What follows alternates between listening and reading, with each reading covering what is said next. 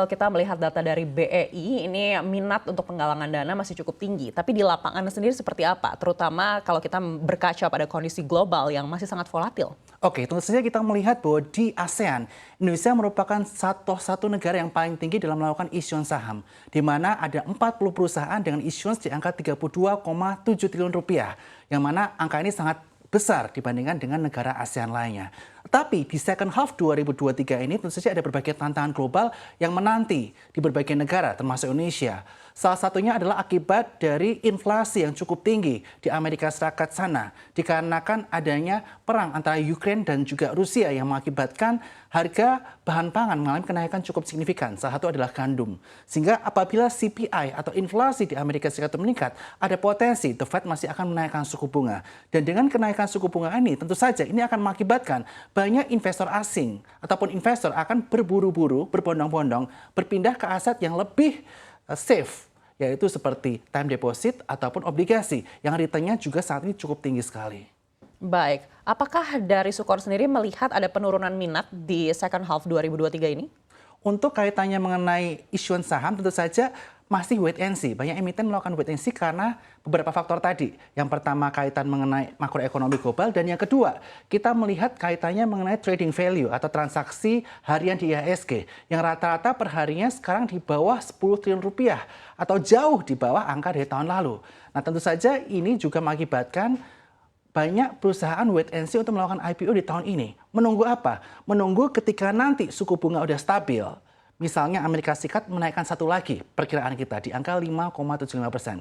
Ketika nanti udah stabil dan mulai ada penurunan suku bunga, nah disitulah saatnya nanti emiten lebih tertarik lagi untuk melakukan issuance dan banyak investor yang akan berbondong-bondong masuk lagi ke pasar saham dibandingkan dengan di obligasi ataupun di time deposit. Baik, dari pantauan Sukor sendiri, berapa perusahaan yang sudah menunda IPO-nya di semester 2 2023 ini? Oke, dari beberapa berita yang lalu kita melihat ada beberapa emiten yang sudah melakukan penundaan IPO. Salah satunya adalah perusahaan kaitan dengan teknologi yang ada di pasaran.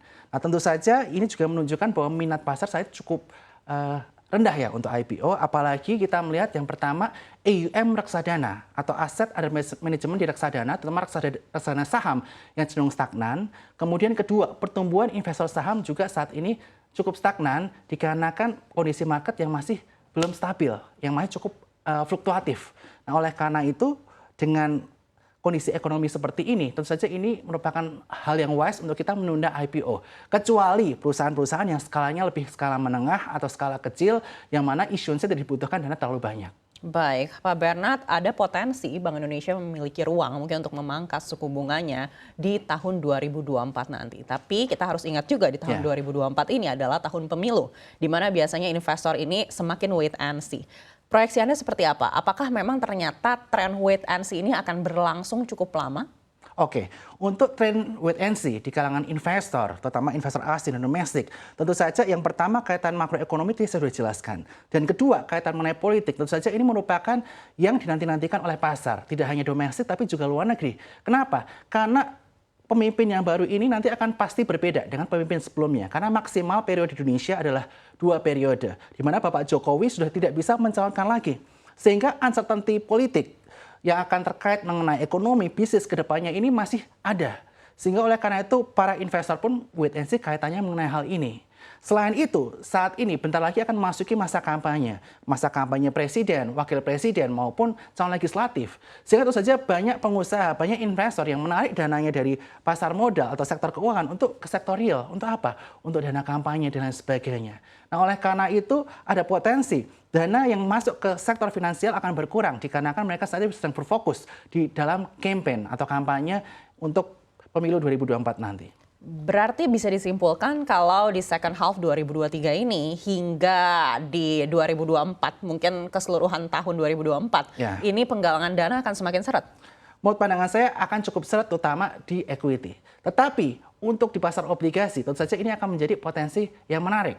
Mengapa? Karena yang pertama, saat ini kecenderungan masyarakat ketika mereka berinvestasi di reksadana adalah di reksadana kaitannya mengenai market money market ataupun reksadana pendapatan tetap. Sehingga kita bisa melihat bahwa AUM atau Asset Under Management di aset manajemen kaitan mengenai produk money market dan fixed income cenderung mengalami kenaikan yang cukup stabil.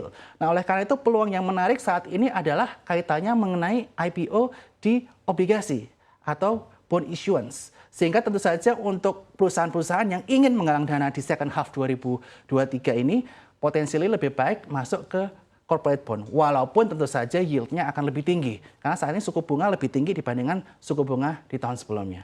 Baik, tadi Anda sampaikan di pasar equity, ini mungkin tren penggalangan dana akan seret. Apakah ini IPO atau rights issue? Untuk IPO dan right issue, untuk keduanya. Baik, keduanya ini akan seret sampai akhir 2024. Sampai dengan nanti presiden terpilih, potentially, sampai first quarter 2024. Baik, tapi biasanya kan memang di bulan Oktober ini baru terlihat hasilnya dan pelantikan, begitu. Apakah ini juga artinya kita akan seret sampai bulan tersebut? Kalau menurut pandangan saya, selama presiden terpilih sudah jelas siapa, itu investor akan lebih confident. Karena tentu saja selama beberapa periode terakhir ya, 2019, 2014, 2019, walaupun ada gugatan sampai ke Mahkamah Konstitusi, gugatan tersebut tidak mengubah hasil dari Pilpres tersebut. Sehingga siapapun yang sudah terpilih di pemilu 14 Februari 2024 nanti, tentu saja ini sudah mengamankan hati para investor.